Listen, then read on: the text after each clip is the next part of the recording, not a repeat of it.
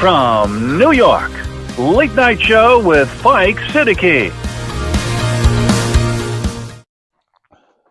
بسم اللہ الرحمن الرحیم اللہم صلی علی محمد وعلی آل محمد. ویلکم ٹو دی شو. صاحبوں، رانا ثناء اللہ نے کہا ہے کہ غزہ میں فوج بھیجنا ایک بہت سعادت کا کام ہے، اور خواجہ آصف نے کہا ہے ہم فلسطینیوں کے دفاع کے لیے فوج بھیج رہے ہیں. اب آپ دیکھ لیجئے یہ شخصیات کیسا سفید جھوٹ بولتے ہیں. دفاع کا وقت تو گزر گیا. جب ان کو دفاع کی ضرورت تھی، خواجہ آصف آپ اس وقت کہاں تھے؟ اب تو آپ جو وہاں جائیں گے تو وہ گری ہوئی عمارتوں کا جو ملبہ ہے وہ آپ سے صاف کروایا جائے گا، یا آپ کیا کام کریں گے یہ تو وقت آنے پہ پتہ چل جائے گا. سیکیورٹی کا کام کریں گے یا ان کے کہنے پہ رائٹ لیفٹ مڑیں گے، یا کیا کام کریں گے؟ اچھا، اس پہ ابھی جاتے ہیں. صاحبوں، ایک چیز میں آپ سے گزارش کرتا ہوں. دیکھیے، جب گھر کا کسی گھر میں اکثر یہ ہمارے دور میں یہ ہوتا تھا کہ لڑکا بغیر آپ کی اجازت کے یا جانتے ہوئے کہ آپ فلاں خاندان کو پسند نہیں کرتے یا فلاں لڑکی کو، اس سے شادی کر کے اس کو بیاہ کے جب گھر لے آئے تو تھوڑے دنوں کے بعد پھر آپ کو بیٹے کو بھی معاف کرنا پڑتا ہے، اور اس کی اور اس کے ساتھ آنے والی دونوں کی اخلاقی تربیت کرنی پڑتی ہے آپ کو، اپنے حساب سے، اپنے روایت کے حساب سے. یہ بات میں آپ سے اس لیے کہہ رہا ہوں کہ اب عاصم منیر بغیر سوچے سمجھے پارلیمنٹ سے کوئی مشورہ نہیں کیا، عوام سے کوئی مشورہ نہیں کیا. اس قوم میں کیسے اچھے اچھے دانشور ہیں، بیوروکریٹس ہیں، کسی سے کوئی مشورہ نہیں کیا، بس کود پڑے. اب جب یہ کود ہی پڑے ہیں تو آئیے ان کو سپورٹ کریں، ان کو نہیں پاکستان کو سپورٹ کریں، کیونکہ یہ اب اقدام تو اٹھا چکے ہیں نا. اب ہمیں یہ دیکھنا ہے کہ ہم ان کے اس فیصلے سے پاکستان کو، فلسطین کو اور ساری دنیا کو کیسے فائدہ پہنچا سکتے ہیں. ہمیں اپنی سوچ اس انداز سے تیار کرنی چاہیے.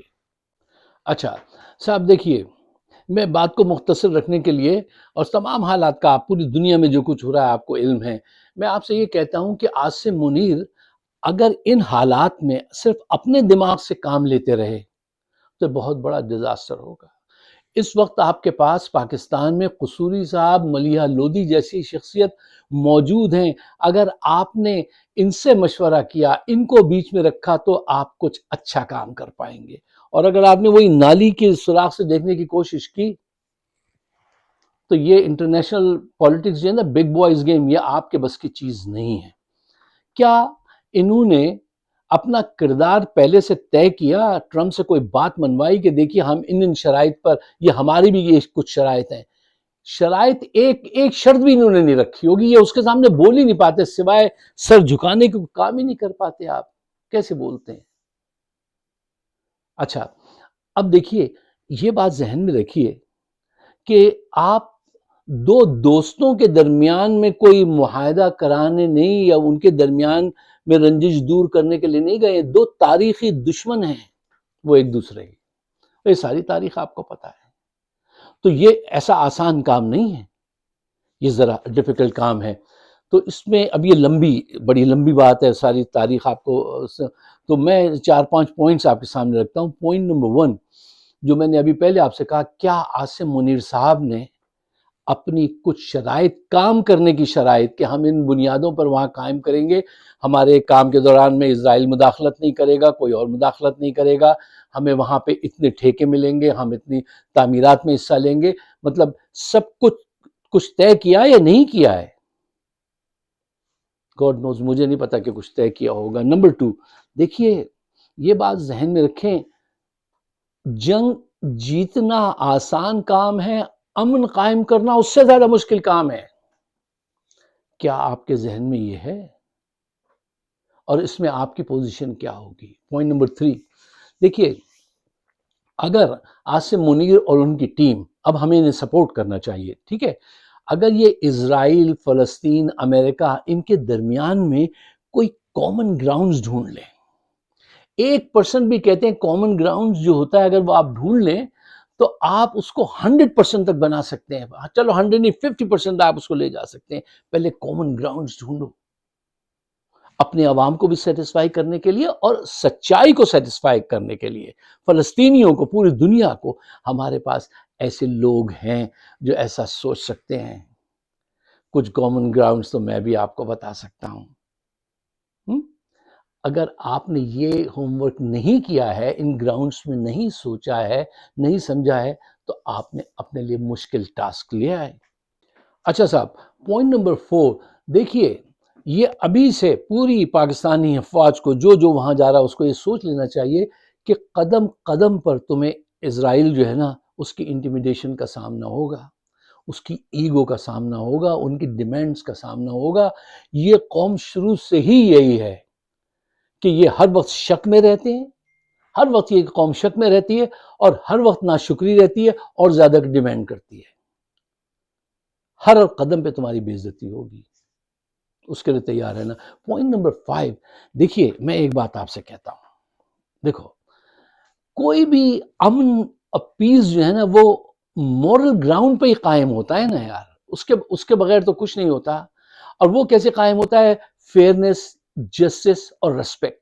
یہ 3 ایلیمنٹ اگر غائب ہوں گے تو پھر آپ جو بھی امن معاہدہ اور یہ کام اور وہ کام کریں گے وہ ایک کچی دیوار ہوگی جو کبھی بھی گر جائے گی. اس لیے آپ امریکہ کو ہر قدم پہ اپنے ساتھ رکھیں جب آپ وہاں پہ کام کر رہے ہیں، اور ان کو رپورٹ کریں کہ دیکھیں صاحب یہ صورتحال ہے، یہ صورتحال تھی، ہم نے یہ کیا ہے. وہ آپ کے گواہ بھی رہیں گے اور ان کے دماغ کھلے ہوئے ہیں، وہ آپ کی بات کو سمجھ بھی سکیں گے. وہ اتنے گریڈی لوگ نہیں ہیں، وہ انصاف کر سکتے ہیں. ان کے یہاں سے آپ کو صرف ایگو ملے گی، اور یہ برسوں کی ایگو ہے، تو اس کو آسان کرنا آسان کام نہیں ہے. اچھا صاحب، اور بھی کچھ پوائنٹس تھے لیکن میں نے چاہا کہ آپ کا ٹائم سیو کر لیں، یہ 5 گڈ انف. دیکھیے عاصم منیر صاحب اگر یہ سمجھ رہے ہیں کہ وہ مڈل ایسٹ میں اسرائیل کی مدد کر کے پاکستان کے معاشی حالات بہتر کر لیں گے اور پھر لمبے عرصے تک حکومت کو انجوائے کریں گے، تو یہ ایک خواب ہے. اس خواب کی تعبیر کیا ہوگی یہ تو وقت ہی بتائے گا. دیکھیے اس میں کیا مشکلات ہیں. دیکھیے یہ تو فیکٹ ہے کہ آپ کو آئی ایم ایف سے اور دیگر ممالک اداروں سے قرضہ مل جائے گا اس خدمت کے بس. پوائنٹ نمبر 2، جو قرضہ موجود ہے اس وقت ادا کرنا ہے اس کو بھی ریسکیجول کر دیا جائے گا. پوائنٹ نمبر 3، پی آئی اے اسٹیل مل اور ایئرپورٹ جو بیچ کر آپ کلیئرنس سیل لگائی ہوئی ہے آپ نے پاکستان کی، جو بچا تھا وہ لٹانے کے لیے آئے ہیں، پہلے وہ بیچ گئے ہیں نواز شریف، اب یہ بیچیں گے. تو یہ کلیئرنس سیل جو ہے یہ لگا کے بہت ساری رقم حاصل ہو جائے گی، اور پھر میں دعویٰ کر دوں گا کہ ہم نے تو اکانومی اچھی کر دی ہے، اور پھر لوگ جو ہے وہ عمران خان کو بھول جائیں گے، وہ آپ کو اپنا انداتا ماننے لگیں گے. خواب ہے، خواب دیکھنے میں کیا جاتا ہے. اچھا دیکھو یہ تینوں کام ممکن تو ہیں کہ آپ کو قرضہ مل جائے اور یہ مل جائے وہ مل جائے، لیکن ان کی بیسس پہ آپ ایک مضبوط اکانومی کو ڈیولپ نہیں کر سکتے. اس کی کچھ مسائل ہیں. سب سے بڑا مسئلہ جو ہے وہ ہے آپ کے وہاں یہ جرنیل، ججز، جرنلسٹ، پولیٹیشین، نون پی پی پی، یہ سب کرپٹ. فوج کے اندر اتنا ڈیپ کرپشن ہے کہ ایک اسٹور کیپر جو ہے نا اب اس سے لے کے جج تک، جرنیل تک، شرم آتی ہے، احساس ہوتا ہے کہ یار ایسا ہو گیا.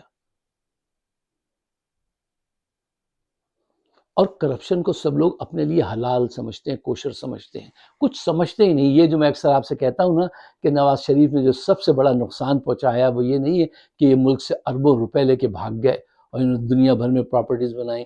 چلو وہ تو ایک دھچکا ہے، سہ لیں گے، لیکن انہوں نے ذہنی طور سے قوم کو اس قابل، کرپشن کو قابل قبول بنا دیا سوسائٹی میں.